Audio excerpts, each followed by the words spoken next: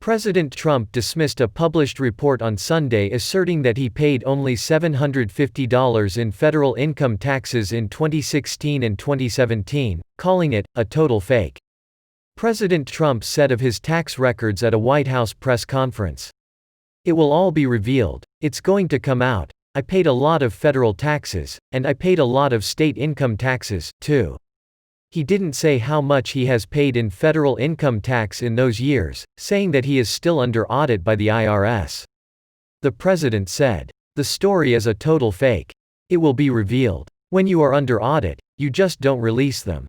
The New York Times, saying it has obtained 20 years' worth of tax return data for Mr. Trump and his companies, said he hasn't paid any income taxes in 10 of the previous 15 years. The report said he hasn't paid income taxes mainly because he reported losing much more money than he made. The president said his tax filings for his businesses are very complete, they're very big, they're very powerful, they're very accurate. He said, but they remain private. The report said President Trump's decade-long audit battle with the IRS centers on the legitimacy of a $72.9 million tax refund that he claimed and received after declaring huge losses. President Trump said of the IRS, "They're doing their assessment. We've been negotiating for a long time." He said of the Times report, "That's why the media have such a low approval rating." The Trump campaign filed a lawsuit over the weekend challenging North Carolina's new lenient vote-by-mail procedures, arguing the changes written by the Board of Elections open the door to fraud and violate the state's own laws. It's the latest lawsuit by the Trump team, and it follows warnings from President Trump that a rush to make voting easier amid the coronavirus pandemic has created opportunities for massive fraud. In the case of North Carolina, the president's campaign objects to new rules, purportedly reached in a backroom deal, that allow voters to cure ballots found to have errors by signing an affidavit, rather than having to start over and cast a new ballot. The new rules were released last week, even though hundreds of thousands of ballots had already been sent out under the old rules, and more than 200,000 had already been completed and returned by Saturday, according to the Trump campaign. They asked a federal judge to issue a temporary restraining order halting the new rules. North Carolina Attorney General Joshua H. Stein, in a response Monday, called the claims factually and legally baseless. He also accused the Trump team of court shopping by bringing the lawsuit in the United States District Court for the Eastern District of North Carolina. He said cases involving other challenges to the state's election procedures are being heard in the Middle District, but those rulings haven't been to the Trump team's liking. The Trump campaign and Republican National Committee have now sued 5 states over their new voting rules this year. In addition to North Carolina, they are Montana, New Jersey, Nevada and Pennsylvania. They have also sued some Iowa counties. Democratic presidential nominee Joseph Biden is going on offense ahead of the first presidential debate to expand the electoral map, extending his paid media presence and deploying top surrogates in red states such as Iowa, Nebraska and Georgia. Mr. Biden and President Trump are looking for alternate paths to the 270 electoral college votes needed to win the presidency, beyond the 6 core battlegrounds of Michigan, Pennsylvania, Wisconsin, Florida, North Carolina and Arizona.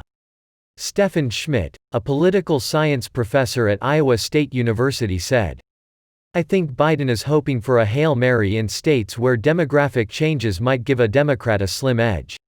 Jill Biden and Doug Emhoff, the spouses of Joe Biden and Democratic vice presidential candidate Kamala Harris, teamed up to swing through Iowa and Nebraska over the weekend.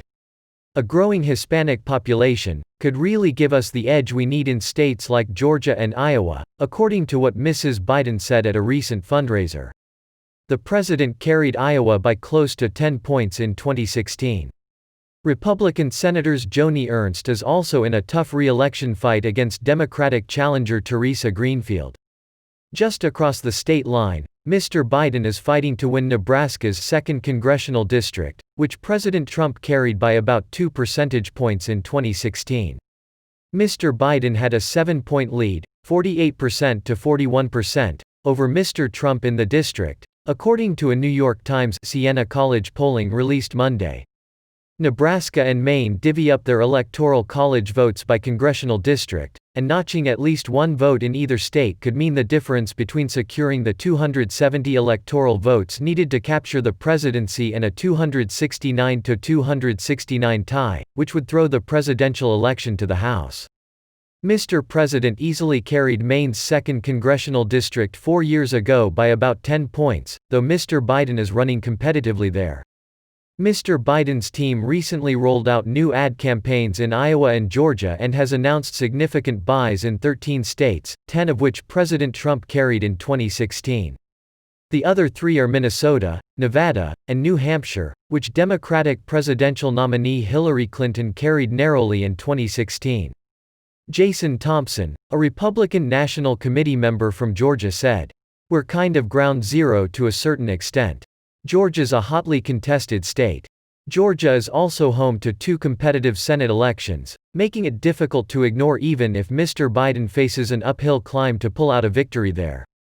Mr. Trump carried Georgia by about 5 points in 2016. Mr. Thompson said, "When you're campaigning, you have to spend your money. We expected the Biden campaign or some of these nonprofits to put money in, and spend money in Georgia. Mr. Biden can expand his footprint in those reach states thanks to a $466 million to $325 million cash on hand edge over Mr. Trump to start September. Those totals reflect dollars from the candidates' campaigns, associated committees and party money. The Democrats currently have mucho dinero to play with, as Mr. Schmidt put it. He said, "Fishing in those waters may be a smart investment." Mr. Biden is also able to expand his targets because he is receiving outside air support from deep-pocketed Democrats in the core states. Michael Bloomberg, the former New York mayor and presidential candidate, has vowed to spend at least $100 million on efforts to push Mr. Biden across the finish line in Florida. Priorities USA, a leading outside super PAC, recently announced it was bolstering its advertising in Pennsylvania by more than $7 million, including TV ad spending in Philadelphia, Pittsburgh and Wilkes-Barre. Guy Cecil, chairman of the group said, "Pennsylvania is the tipping point state in this election and Priorities is going to do everything we can there to help elect Joe Biden and Kamala Harris." Recent polling has shown a tightening race in Pennsylvania, a linchpin state that Mr. President carried in 2016 by about 44,000 votes. Mr. Biden can still cobble together exactly 270 electoral college votes even if he loses Pennsylvania by holding all the states Mrs. Clinton carried in 2016 and winning back Michigan, Wisconsin, Arizona and the 2nd district in either Nebraska or Maine.